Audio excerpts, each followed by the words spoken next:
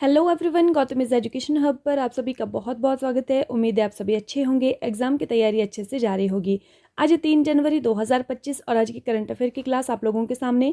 Class शुरू करने से पहले आप लोगों से छोटी सी रिक्वेस्ट, अगर आप लोग चैनल पर नए हैं तो प्लीज़ चैनल को सब्सक्राइब कीजिएगा। अगर वीडियो अच्छी लगे तो लाइक कीजिएगा और ज़्यादा से ज़्यादा शेयर कीजिएगा।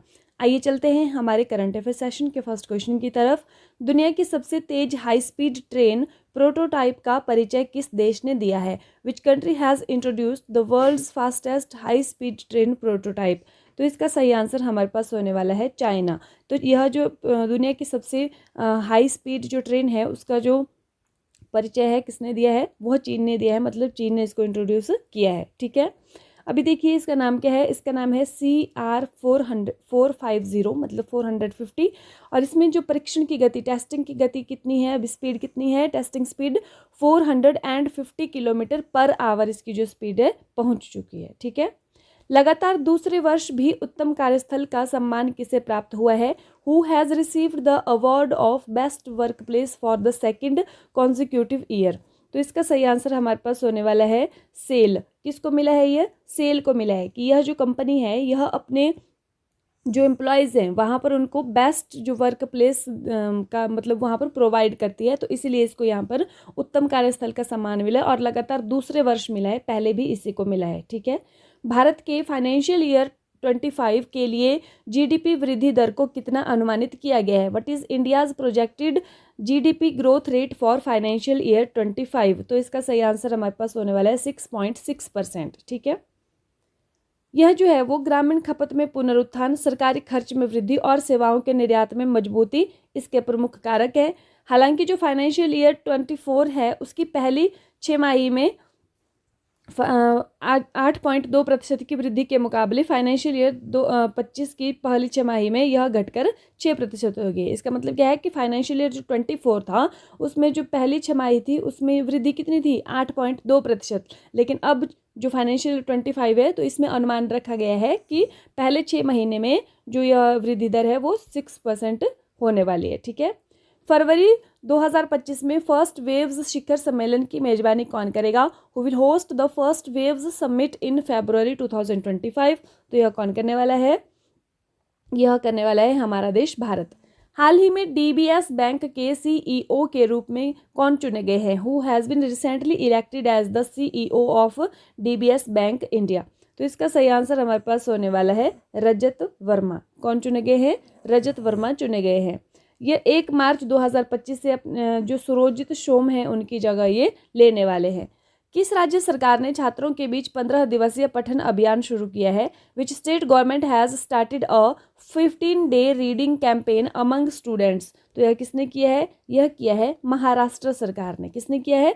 महाराष्ट्र सरकार ने। इसमें देखिए क्या करने वाले हैं, 15 दिवस का ये रहने वाला है और ये हर साल अब ये आयोजित होने वाला है। तो अभी इस साल कब होने वाला है? 1 से 15 जनवरी 2025।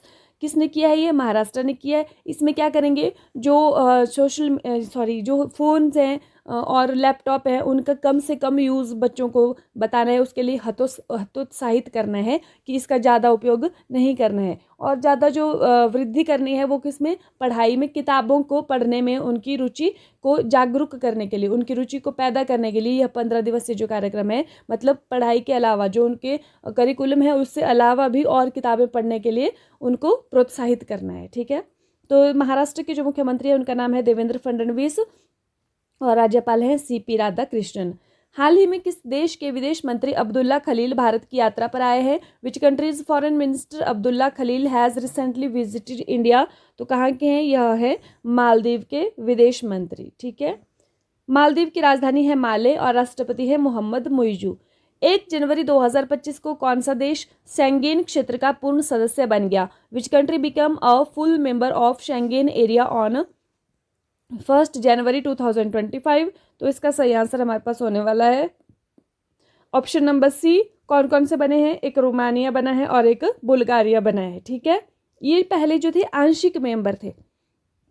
ये शेंगेन क्या है? शेंगेन जो इसकी क्षेत्र की स्थापना 1985 में यूरोपीय संघ, मतलब जो यूरोपियन यूनियन है उसके द्वारा की गई थी। सदस्य देशों के नागरिकों द्वारा दस्तावेज मुक्त यात्रा की अनुमति देने के लिए की गई थी। मतलब यहाँ पर जो इसके जो मेंबर होते हैं उनको फिर वीज़ा फ्री एंट्री मिलती है कुछ देशों के अंदर, ये शेंगेन क्षेत्र होता है। ठीक है।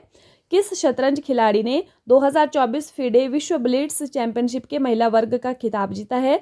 Which chess player has won the women's title of the 2024 FIDE worlds blitz championship? तो किसने जीता है ब्लिट्स चैंपियनशिप? यह जीती है जू वेनजुन ने। यह जू वेनजुन है कहाँ की रहने वाली है? यह चीन की रहने वाली है। ठीक है। और इसमें भारत की जो आर वैशाली है, इन्होंने कौन सा पदक जीता है? इन्होंने कांस्य पदक इसमें जीता है। ठीक है। ये भी आपने ध्यान रखना है। अभी हाल ही में हमने पढ़ा था कि जो कोनेरू हम्पी हैं उन्होंने 2024 विश्व रैपिड चैंपियनशिप के महिला वर्ग में स्वर्ण पदक जीता था। ठीक है। अगर हम बात करें कि ये जो ब्लिट्स चैंपियनशिप है कहाँ आयोजित की गई थी, तो ये न्यूयॉर्क अमेरिका में की गई थी।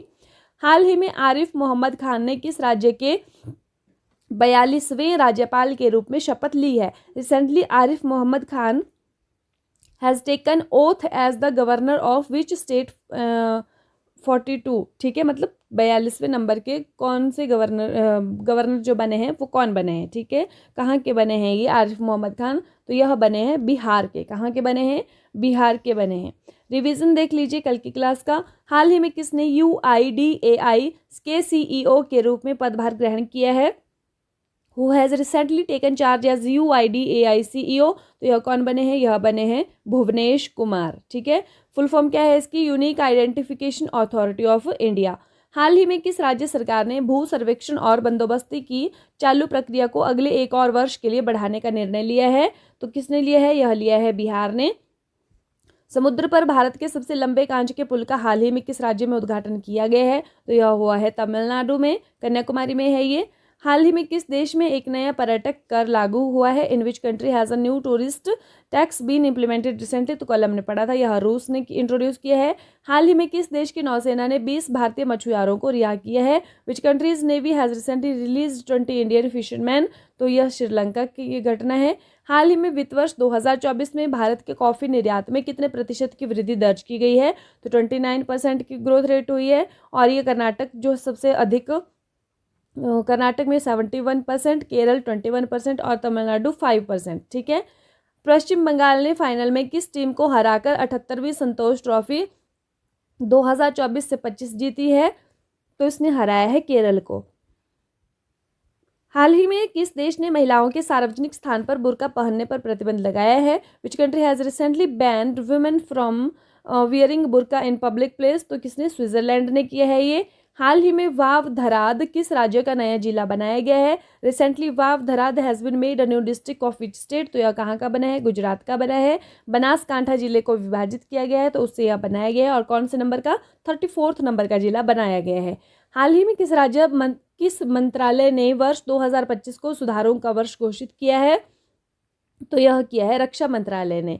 लास्ट वीडियो में आप लोगों से क्वेश्चन पूछा था कि हाल ही में नागोजी ओंकोजो-इवेला को किस संस्था के महानिदेशक के रूप में फिर से नियुक्त किया गया है? Recently Ngozi Okonjo Iweala has been reappointed as the director general of which institution? तो इसका सही आंसर हमारे पास होने वाला था WTO, वर्ल्ड ट्रेड ऑर्गेनाइजेशन। ठीक है। तो यहाँ की अध्यक्ष फिर से चुनी गई हैं। आज की वीडियो का क्वेश्चन देख लीजिए।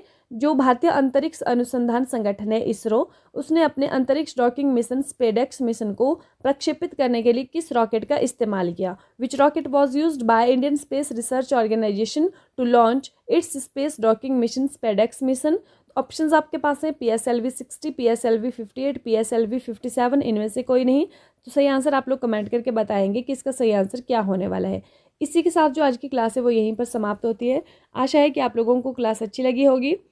मिलते हैं कल की क्लास में। तब तक के लिए बाय बाय।